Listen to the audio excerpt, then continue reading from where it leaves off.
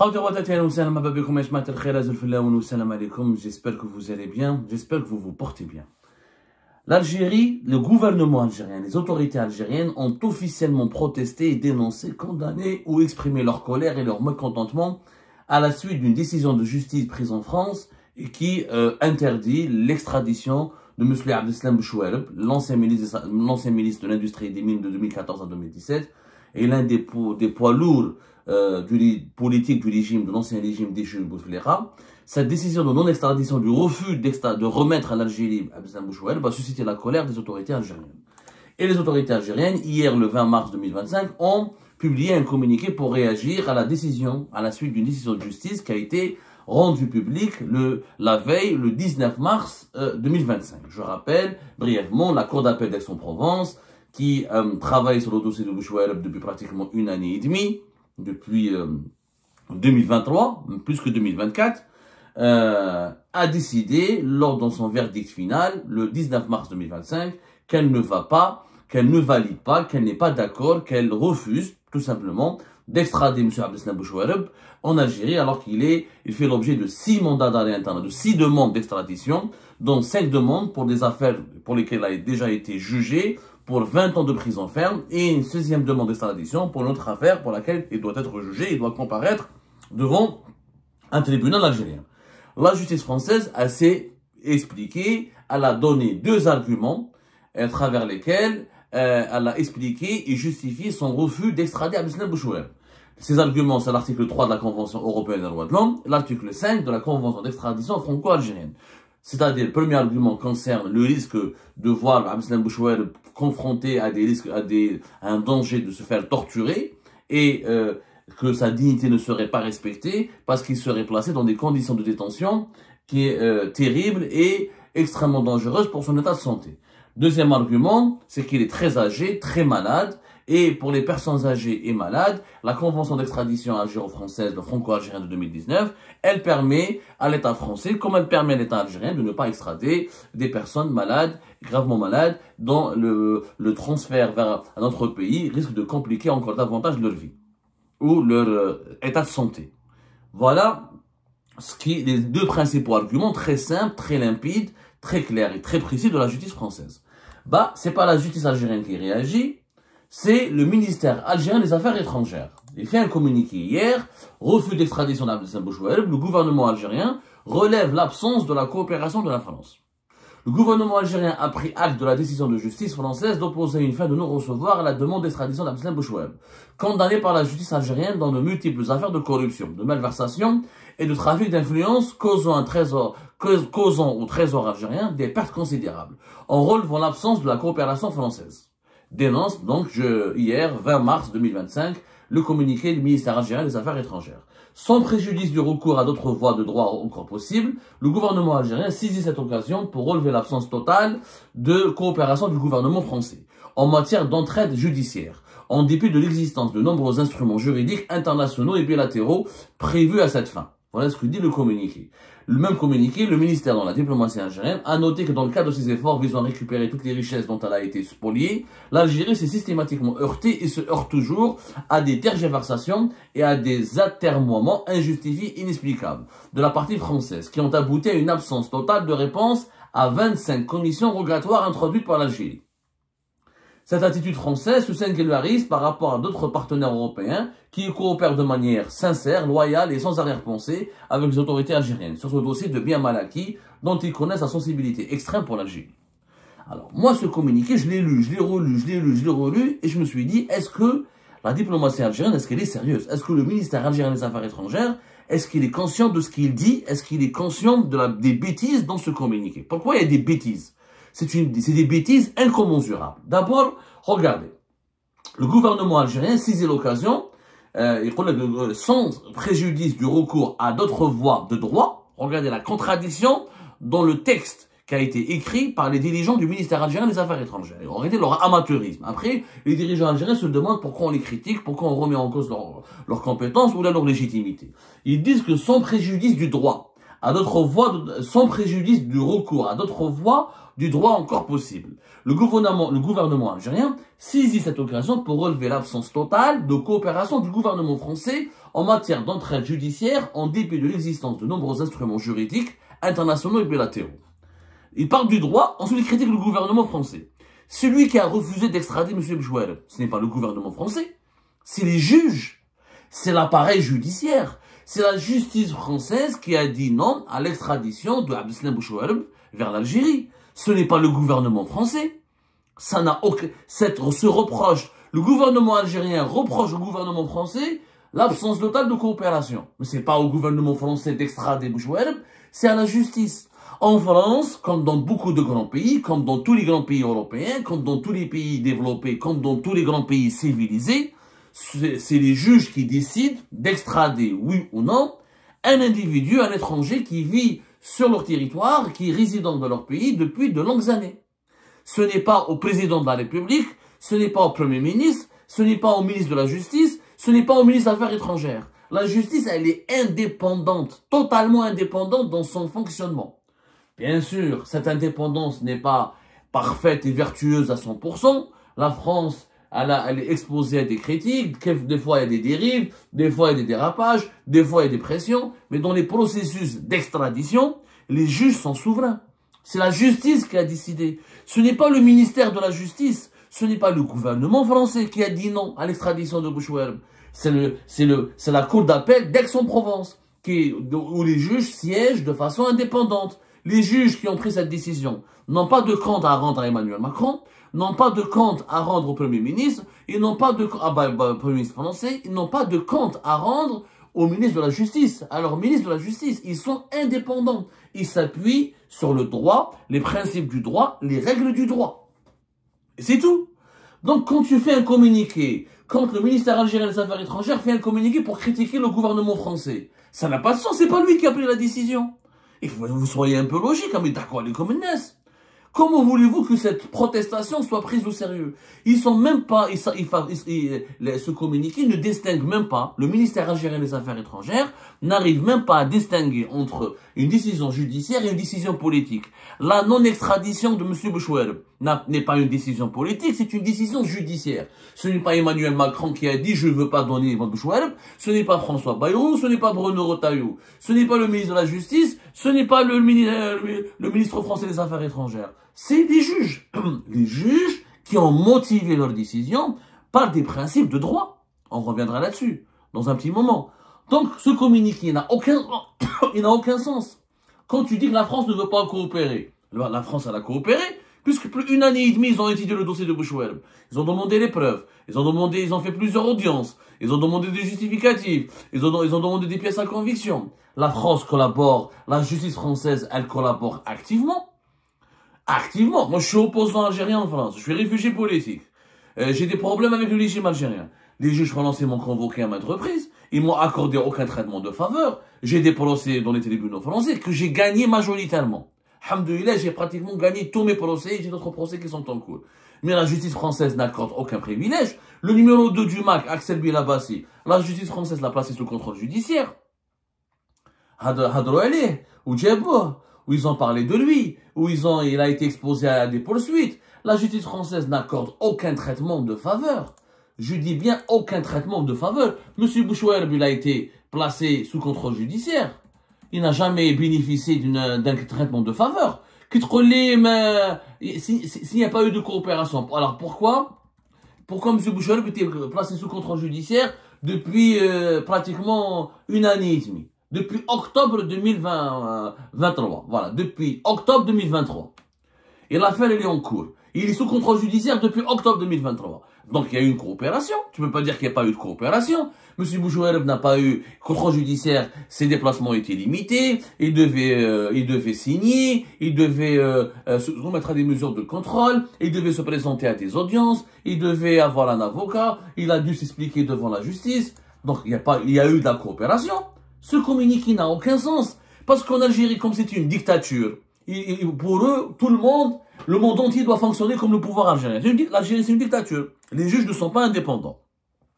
Quand le téléphone, On en parlera de l'affaire Boualem Sansal tout à l'heure. C'est le ministre de la Justice qui a demandé au tribunal d'Al-Baïda d'accélérer, d'organiser rapidement le procès. Tout se passe par téléphone parce que les juges ne sont pas indépendants. En Algérie, le président de la République est le premier magistrat du pays. C'est lui qui préside le conseil de la magistrature, c'est lui qui ouvre l'année judiciaire, c'est lui qui nomme les juges de la Cour suprême. Il a tous les pouvoirs, le chef de l'État. Et le ministre de la Justice, il a tous les pouvoirs sur les juges. Ça s'appelle une dictature. Il n'y a pas le principe de la séparation des pouvoirs. Les pays civilisés ne sont pas des dictatures. Ce ne sont pas des pays parfaits, ce ne sont pas des démocraties parfaites, mais ce sont des démocraties perfectibles. Il y a des principes de droit. Il y a le principe de la séparation des pouvoirs. Emmanuel Macron n'est pas le président des juges.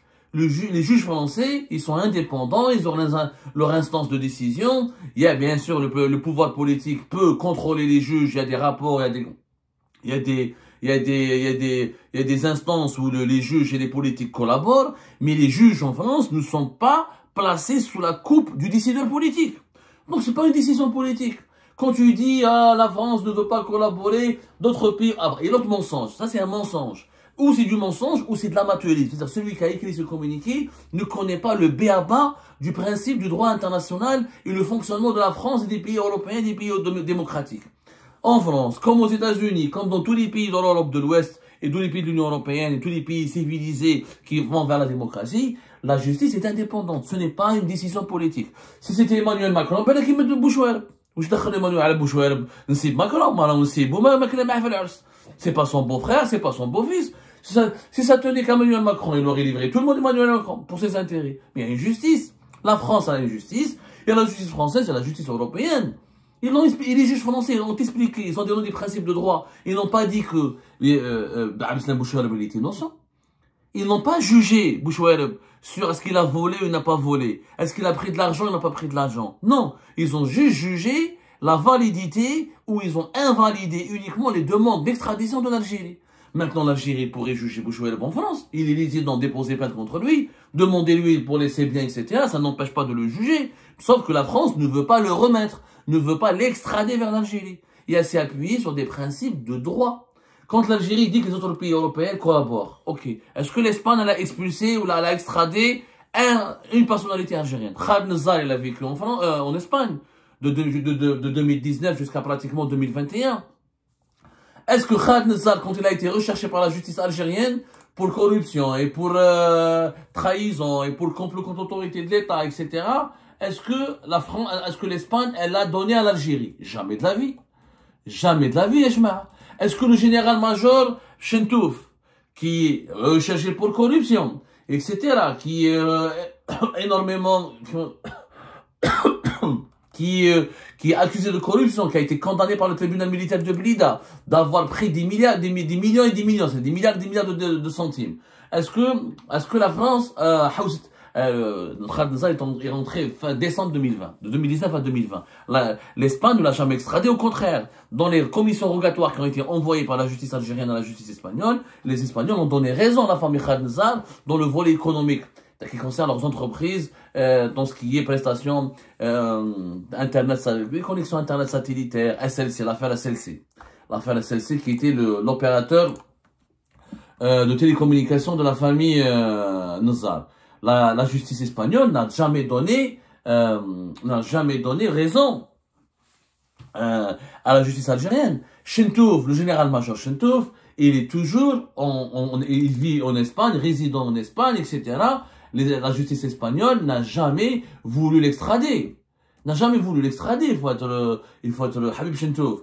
Et d'autres, Ghalib Belkacem. Le Ghalib Belkacem est aussi en Espagne. Il a été arrêté une fois en Suisse. Il a été contrôlé en Suisse. La Suisse n'a pas voulu le remettre. Il y a des dizaines d'hommes d'affaires, de personnalités politiques à travers tous les pays européens, et pas uniquement en France, qui n'ont jamais été extradés vers l'Algérie ou qui n'ont jamais été remis aux autorités algériennes. Il faut dire la vérité. Mis à part Abdelmamoun Ouattara, qui a été extradé par les Émirats Arabes Unis en août 2021. Mais c'est les Émirats, c'est un pays non européen. C'est pas l'Espagne, c'est pas les autres pays européens. Si Abdelmamoun Ouattara était dans un pays européen, il n'aurait jamais été extradé. Pourquoi? Parce que les pays européens ont, comme le dit la justice française, comme l'a dit la justice française dans sa décision du 19 mars 2024, sont régis par la Convention européenne des droits de l'homme. la Convention européenne des droits de l'homme interdit d'extrader, elle contrôle, mais elle interdit, elle demande des conditions extrêmement strictes et sévères avant d'extrader n'importe quel ressortissant étranger vers son pays d'origine, si son pays d'origine est une dictature qui pratique la torture, où la justice n'est pas indépendante, où il n'y a pas de procès équitable, où sa dignité serait menacée, bah, la Cour européenne des droits de l'homme, la Convention européenne des droits de l'homme refuse cela. Elle refuse. Même si, voilà, et donc la justice française, elle a des normes, elle a des principes de droit français, et des principes de droit européens. D'ailleurs, le gouvernement algérien, quand il fait un communiqué, pourquoi il est bête? Une réaction totalement d'un amateurisme consternant. Parce que les juges français, pour dire non aussi à l'extradition d'Abdeslam Bouchouel, ils se sont appuyés sur une convention d'extradition franco-algérienne. C'est la convention d'extradition franco-algérienne de 2019 qui a été signée par l'ancien ministre de la Justice algérien, Taïb Louh. Donc, elle a été adoptée par l'État algérien. Elle a été publiée dans le journal officiel français le 9 juillet 2021. Elle a été signée et validée par les autorités algériennes. Cette convention d'extradition n'a pas été remise en cause par le régime Tebboune, ni par le gouvernement actuel. Cette convention d'extradition, elle est composée de 25 articles. 25 articles. L'article 5, qui a été évoqué par la Cour d'appel d'Aix-en-Provence pour dire non à l'extradition de Bouchouel. Il dit quoi? Il dit que l'extradition peut être refusée lorsque l'infraction à raison de laquelle l'extradition a été demandée a été commise dans tout ou partie sur le territoire de la partie requise. L'infraction fait l'objet de poursuites dans la partie requise. Les autorités compétentes de la partie requise ont décidé de ne pas engager des poursuites ou de mettre fin aux poursuites. L'infraction a été commise hors du territoire de la partie requérante et que la législation de la partie requise n'autorise pas la poursuite de la même infraction commise dans tel cas. La remise de la personne réclamée est susceptible pour des considérations humanitaires d'avoir pour elle des conséquences d'une gravité exceptionnelle, notamment en raison de son âge ou de son état de santé. Si son état de santé, c'est la personne qui est réclamée dans une procédure d'extradition entre l'Algérie et la France. Si la personne elle est gravement malade et elle est âgée, ni l'Algérie ne peut l'extrader vers la France, ni la France ne peut l'extrader vers l'Algérie. Clairement, si la France veut récupérer un Français, demande à l'Algérie d'extrader un citoyen français, et que ce citoyen français vit en Algérie, et même s'il est coupable, mais il est âgé et malade, l'Algérie ne peut pas l'extrader vers la France. C'est interdit par l'article 5 de la convention bilatérale qui est la convention d'extradition entre le gouvernement algérien et français. Donc l'Algérie demain pourrait refuser d'extrader un Français vers la France qui est âgé, qui est malade. Ça a été signé. C'est le gouvernement algérien qui a négocié cette convention. Si le gouvernement algérien était intelligent, s'il est contre ce principe, il n'aurait pas dû signer cette convention en 2019, il aurait pu protester. Pourquoi il ne demande pas? Pourquoi le gouvernement actuel ne demande pas, le régime actuel, parce que nous avons plus un régime qu'un gouvernement, pourquoi le régime actuel ne demande pas la révision de cette convention? Puisque vous n'êtes pas d'accord avec les arguments de cette convention, révisez-les. Demander à la partie française une révision pour enlever cet article. Même les personnes âgées, gravement malades, on peut les extrader. À ce moment-là, vous allez rendre la vie difficile aux juges français. Mais là, la convention existe, le principe, il est là. Une personne malade, gravement malade et âgée, elle ne peut pas être extradée ni depuis l'Algérie vers la France, ni depuis la France vers l'Algérie. C'est clairement dit dans la convention d'extradition signée par les deux pays. Donc voilà, basta, c'est pas de la politique, c'est du droit. Il n'y a pas de politique. La France ne veut pas protéger Bouchouel, elle ne le protège pas. Il n'a pas la nationalité française, elle l'a placé sous contrôle judiciaire, elle a fait des procédures. Or, c'est un état de droit. Le droit, on juge quelqu'un sur les principes du droit. Pas parce que il a volé en Algérie. Tout le monde peut accuser. Moi aussi, je peux déposer plainte contre Tebboune. Ici, Tebboune, il a volé. Chengriha, il a volé. N'importe qui peut dire qu'il a volé. Attendez les preuves. Donc, le droit, c'est des procédures. C'est pas des propos. C'est des procédures.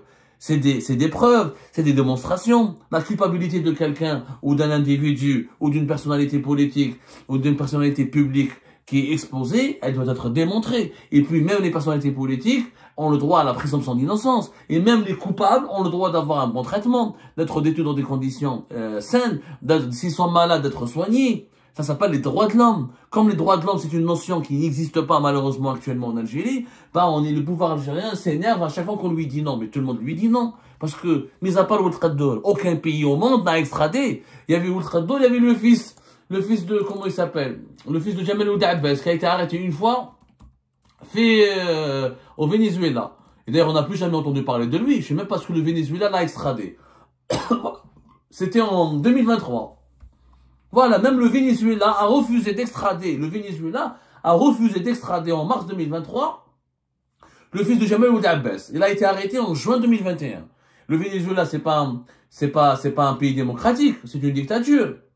Mais il va être jugé au Venezuela. Parce que le Venezuela estime que, parce qu'il a la nationalité, je pense qu'il a une double nationalité, le Venezuela, il a dit non, c'est à moi de le juger. Est-ce qu'à l'époque, pourquoi en mars 2023, le gouvernement algérien n'a pas fait de communiqué pour dénoncer le manque de coopération du gouvernement du Venezuela? Non, parce que c'est des principes du droit. Le Venezuela n'a pas voulu extrader le fils de Jamal Ould Abbas, l'ancien ministre de la Solidarité nationale, le fameux Jamal Ould Abbas, qui s'appelle Wafi Ould Abbas. C'est pas pour faire chier le gouvernement algérien, parce que le droit vénézuélien, le droit de l'État du Venezuela ne permet pas cette extradition. C'est simple. Il ne faut pas mélanger entre le droit et la politique. La politique, c'est une chose, le droit en est une autre. Mais malheureusement, en Algérie, comme la justice, elle fonctionne qu'avec le téléphone, et bien le droit et la politique sont malheureusement intrinsèquement liés. C'est ce qui fait le malheur et le sous-développement de notre cher et précieux pays.